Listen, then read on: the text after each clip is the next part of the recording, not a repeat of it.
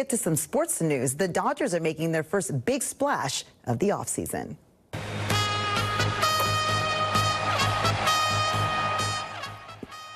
Yeah, sound the trumpet. They've agreed to terms with free agent closer Edwin Diaz. The former Met is known for his rousing entrance from the bullpen to the tune of Timmy Trumpet. Diaz is getting a reported 3-year, $69 million deal. That is a record annual value for a relief pitcher.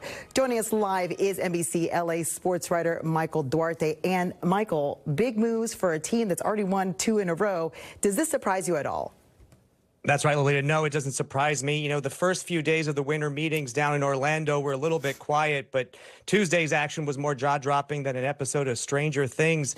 The Dodgers had one glaring weakness entering these winter meetings, and that was a free agent closer. They had signed an all-star closer, left-hander Tanner Scott, to a record deal for a reliever at the time, this time last year, hoping he would fill that role as the Dodgers closer. But as we saw the season unfold, he had one of his worst years in the majors. The Dodgers had to rely on starting pitchers, as we saw throughout their playoff push. Roki Sasaki willingly going to the bullpen the last week of the season. And then, of course, we all saw the Herculean effort that Yoshinobu Yamamoto did in the World Series, pitching on no day's rest in Game 7, pitching more than any other pitcher, 2.2 innings of relief. They want to avoid that, let's say, moving forward for the three-peat. That's why they went out and got the best free agent closer on the market in Edwin Diaz. And you're not kidding with the closer. When I was a sports anchor in New York, there was Billy Wagner, there was the Mariano Rivera. Like, you just need someone to be able to close out a game, especially when it's close. But you just mentioned Roki. You know, he emerged as a postseason closer. What could his role look like in 2026?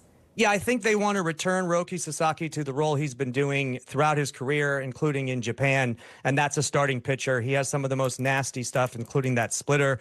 They want to return him to the starting pitching rotation next season. Obviously, they lost Clayton Kershaw to retirement, so they're going to add Roki Sasaki to the rotation, and hopefully they're hoping that Tanner Scott has a bounce-back year in 2026, and with Brusdar Graterol coming back, they're going to have a lot of weapons. Blake Trinan's still on the roster. If he can have a bounce back year, they're going to try to fill all those holes and have an elite bullpen as well as an elite starting pitching staff, so they can avoid, like I said, what they went through in October with their bullpen struggles in the playoffs. Well, let's talk a little bit of money, right? What does the signing say about a potential salary cap?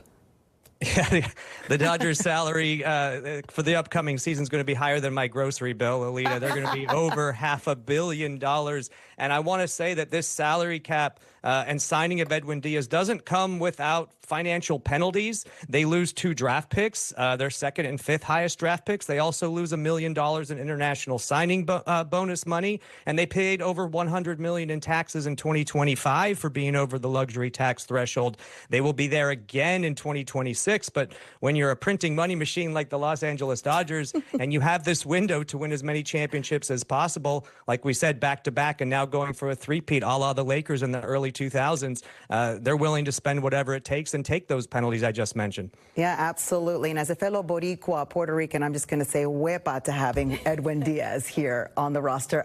Michael, thank you so much for your expertise. Appreciate that. You're welcome, Lolita. And I texted the Dodgers DJ Severe. He's ready to play that trumpet song you mentioned. Love it. All right. Thanks so much.